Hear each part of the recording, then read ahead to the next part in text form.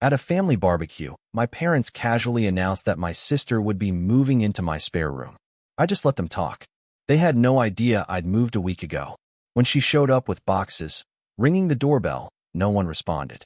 I, 32M, had been planning my escape from my family's toxic dynamics for months, but I never expected them to hand me the perfect opportunity on a silver platter. What happened at last weekend's family barbecue was just the final nail in the coffin of a relationship that had been deteriorating for years. My parents have always treated my older sister like she could do no wrong. When she dropped out of college 3 times, they called it finding herself. When she racked up credit card debt that nearly bankrupted them, they called it a learning experience. When she got evicted from her 3rd apartment in 2 years, they started looking for solutions that didn't involve her taking actual responsibility. The barbecue was supposed to be a casual Sunday gathering. I showed up with potato salad, expecting the usual passive-aggressive comments about my career choices and relationship status. Instead, I got something much more revealing about how my family really saw me. I was standing by the grill, helping Dad flip burgers, when Mom approached us with that particular smile she gets when she's about to announce something she thinks is wonderful news. My sister was lounging in a chair nearby, scrolling through her phone with the kind of relaxed confidence that comes from knowing other people will handle your problems. Mom started talking about how wonderful it was that I had that extra bedroom in my apartment, and wasn't it perfect timing that my sister needed a place to stay while she got back on her feet. She went on about how family helps family, and how lucky we were that I could provide this solution. Dad nodded along enthusiastically, adding comments about how this arrangement would be good for both of us. What struck me most wasn't just that they hadn't asked me. It was the complete assumption that my life, my space, and my peace of mind were automatically available for their convenience. They discussed move-in dates, talked about what furniture my sister might need, and even debated whether she should contribute to utilities. My sister finally looked up from her phone long enough to mention that she'd already started packing and could probably move in by Thursday. She seemed genuinely surprised when I asked if anyone planned to actually discuss this with me before making all these arrangements. Mom looked confused by my question. She explained that of course they'd assumed I'd be happy to help, especially since I lived alone in a 2-bedroom apartment. Dad chimed in that family doesn't need formal permission to help each other out. My sister rolled her eyes and muttered something about me being dramatic. I stood there listening to them finalize plans for my life without my input, and something clicked into place. This wasn't just about the spare room. This was about how they saw me, as a resource to be utilized rather than a person whose opinions mattered. That's when I smiled and told them it sounded like a great plan. I didn't mention that I'd already signed a lease for a new place across town. I didn't tell them that professional movers had already relocated most of my belongings 3 days earlier. I certainly didn't explain that I'd been slowly removing my personal items from the old apartment over the past 2 weeks, leaving only the basics needed to maintain the illusion that I still lived there. The rest of the barbecue continued normally. My parents seemed pleased that I'd been so reasonable about their announcement. My sister went back to her phone, probably already planning how she'd redecorate my space.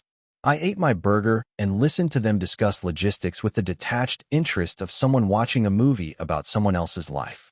Monday morning, I called my old landlord and formally terminated my lease, effective immediately. I'd already paid through the end of the month, so there were no financial penalties. The timing worked perfectly with my sister's Thursday move-in plans. Tuesday, I removed the last of my personal belongings from the apartment.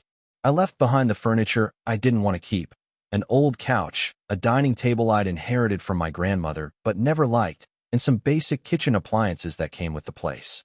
The apartment looked lived-in enough to pass casual inspection, but anyone looking closely would notice the absence of personal touches. Wednesday evening, I got a text from my sister asking if I had any preference for what day she should move in. I replied that Thursday worked fine for me and that I hoped everything went smoothly.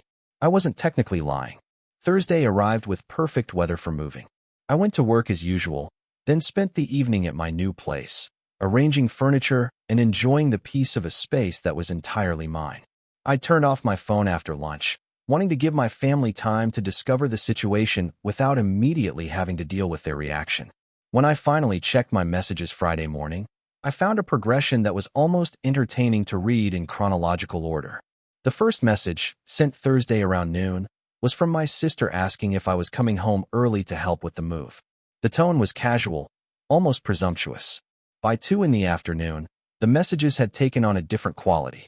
My sister had arrived at the apartment with her boyfriend and a borrowed truck full of boxes. She'd rung the doorbell repeatedly with no response. She'd called my phone several times, each voicemail growing more frustrated.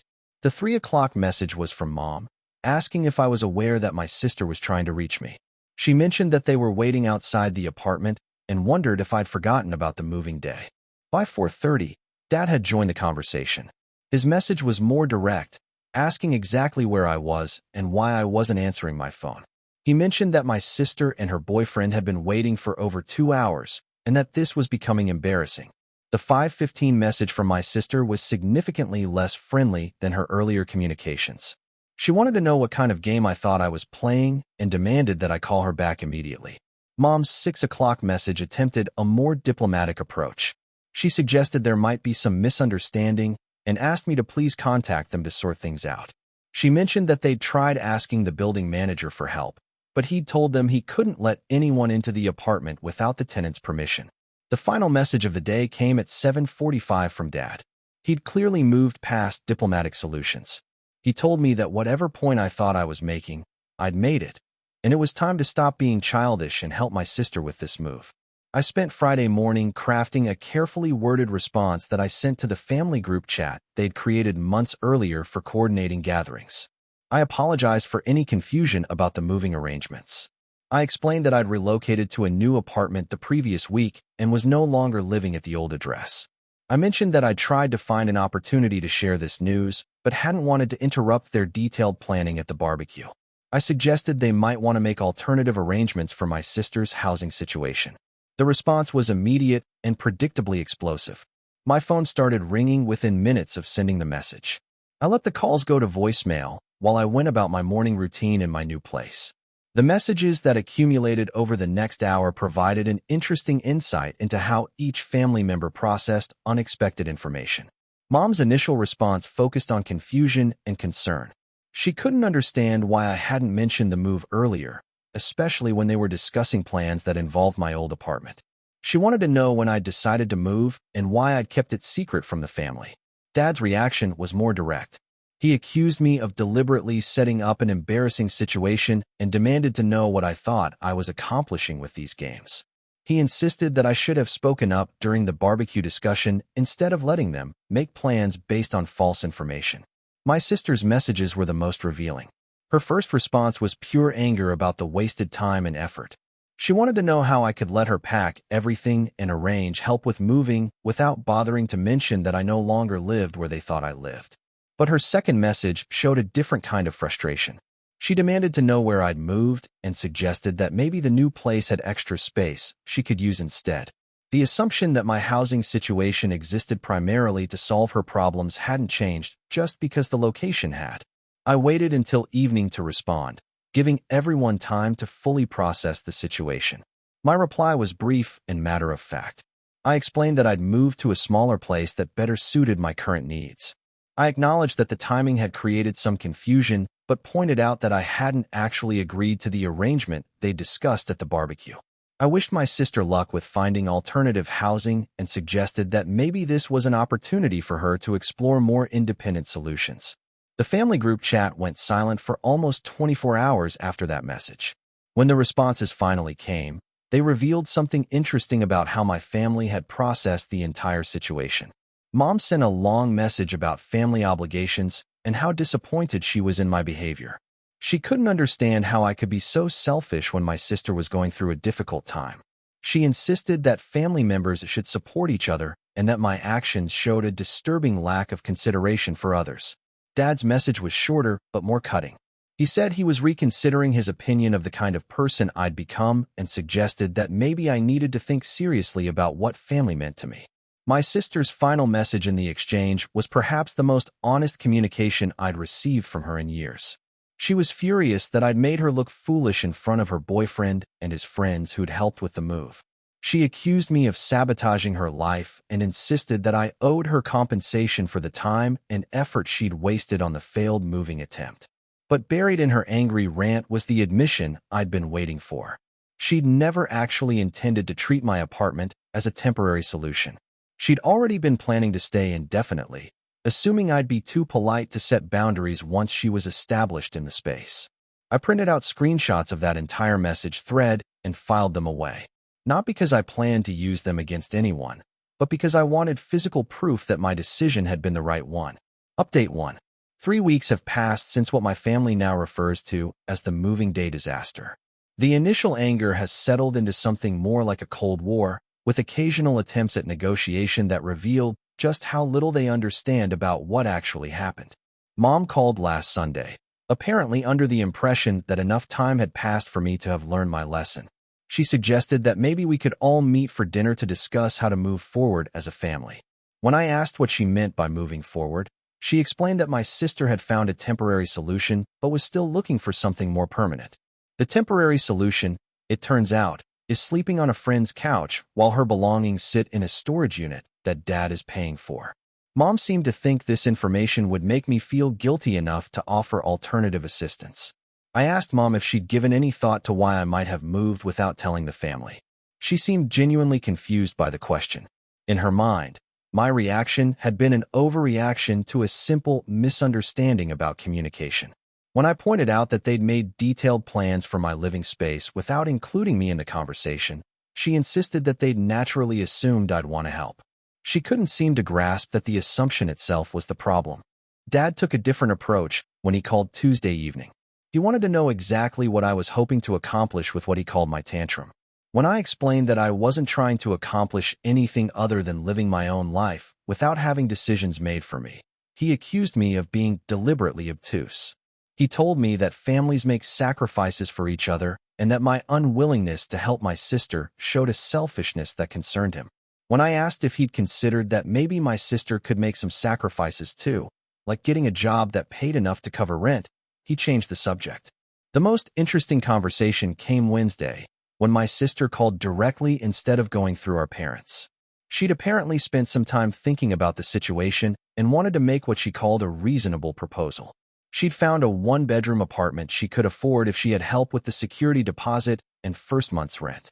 She wasn't asking me to let her move in anymore, just to provide the financial assistance that would let her get established independently.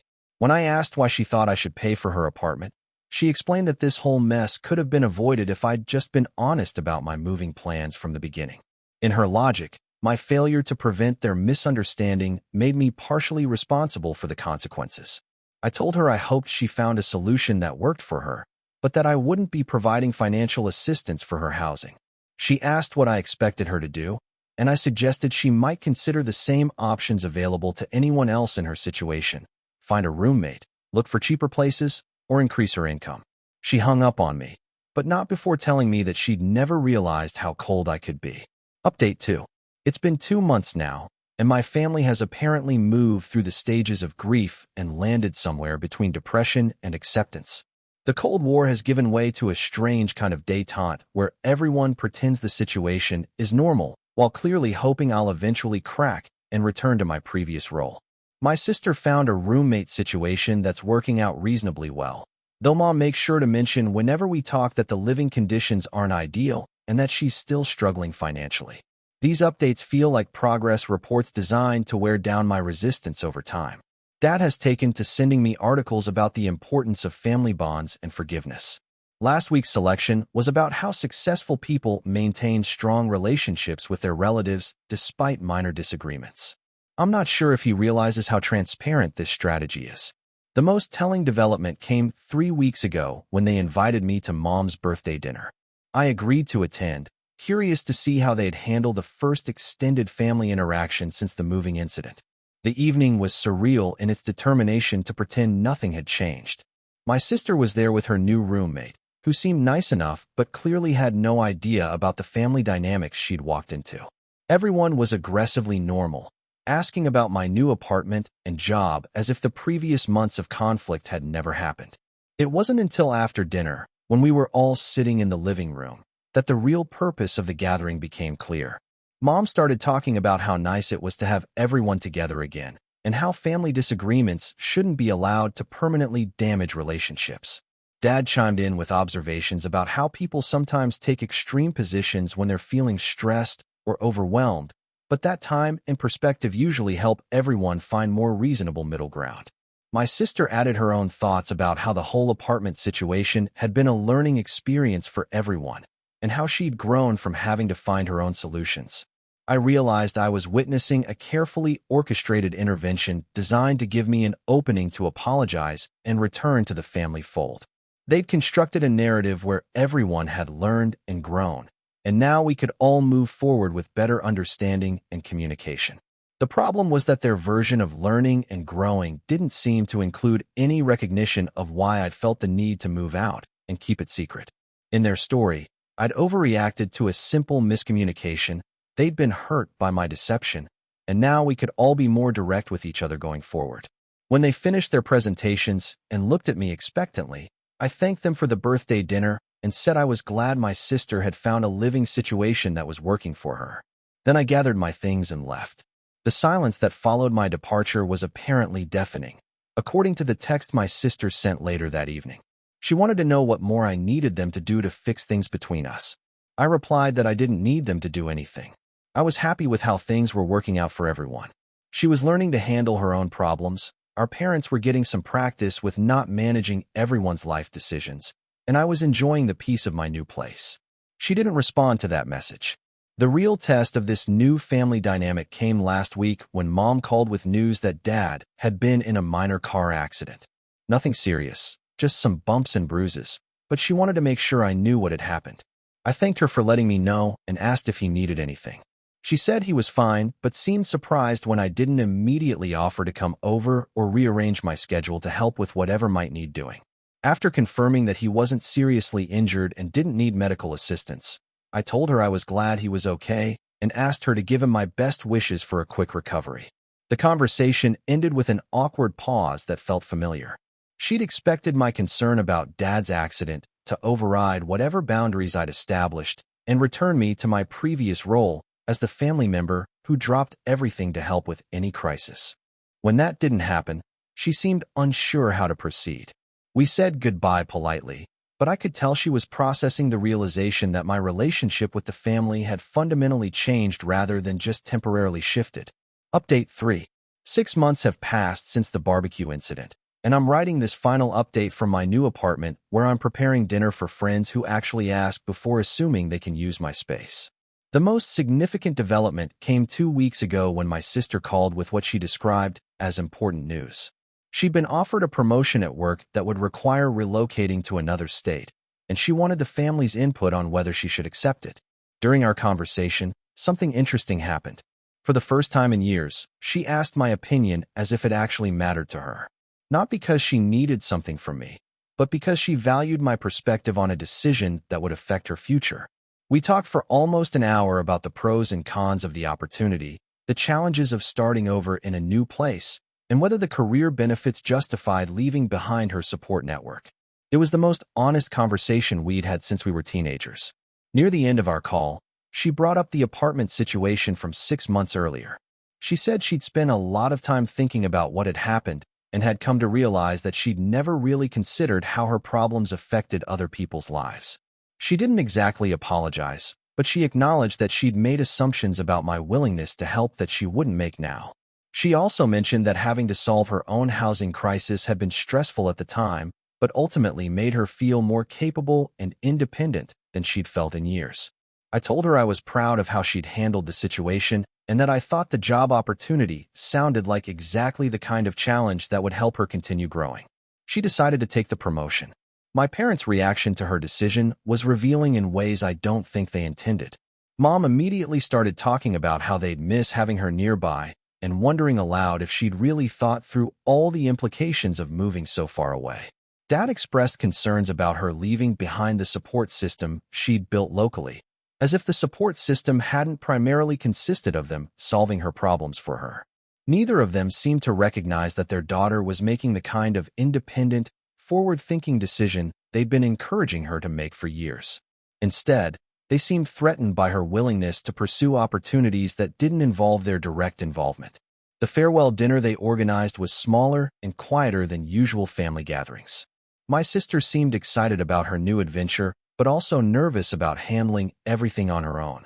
Mom kept offering advice about staying in touch and remembering to ask for help when she needed it. I gave my sister a gift card to a home goods store and told her I was confident she'd do well in her new city. She hugged me and said she hoped we'd stay in better touch now that she was learning to have relationships that didn't revolve around needing things from people. After she left for her new job, my interactions with my parents settled into a pattern that feels sustainable for the first time in years. We talk every few weeks, usually about neutral topics like work or current events. They occasionally mention missing my sister, but seem to be adjusting to having one less person to worry about managing. Mom still sometimes makes comments that suggest she's hoping I'll eventually move back into a more involved family role, but she stopped making direct requests or assumptions about my availability. Dad has largely returned to treating me like an adult whose decisions are my own to make. The most unexpected outcome of this entire experience has been discovering what my relationship with my family looks like when it's based on choice rather than obligation. Without the constant undercurrent of assumed responsibilities and unspoken expectations, we found ways to connect that feel more genuine than anything we'd managed in years. I still attend family gatherings, but now I go because I want to see everyone rather than because I'll face guilt and conflict if I don't show up. My parents still offer advice and opinions, but they seem to have accepted that I might not take their suggestions and that my different choices don't constitute personal rejection. Most importantly, I've learned that setting boundaries doesn't destroy relationships, it just changes them. The people who can respect your boundaries will find new ways to connect with you. The people who can't respect your boundaries will reveal that their relationship with you was never really about you as a person anyway. My sister calls me every few weeks from her new city, usually with stories about her job or questions about adult life that she's figuring out for herself. These conversations feel different from any we had when she lived nearby. There's a mutual respect now that didn't exist when she saw me primarily as a resource to be utilized. Sometimes she mentions how strange it felt at first to have a problem and not immediately start thinking about which family member could solve it for her. She says that learning to handle things independently has been harder than she expected, but more satisfying than she'd imagined. I think that might be the most important lesson from this whole experience. Sometimes the kindest thing you can do for someone is refuse to enable their dependence on you. And sometimes the healthiest thing you can do for yourself is disappoint people who have unrealistic expectations about your availability for their problems. The spare room in my new apartment remains empty, and I like it that way. It's a space that exists for my own purposes rather than as a solution to someone else's problems. When friends visit, they ask before assuming they can stay over. When family members need help, they request assistance rather than announcing their plans for my resources. It's a small difference, but it represents something much larger. The recognition that my life belongs to me, and that helping others works best when it comes from genuine choice rather than assumed obligation. I never did get to finish that potato salad conversation with Dad at the barbecue, but I think the lesson I learned instead was much more valuable.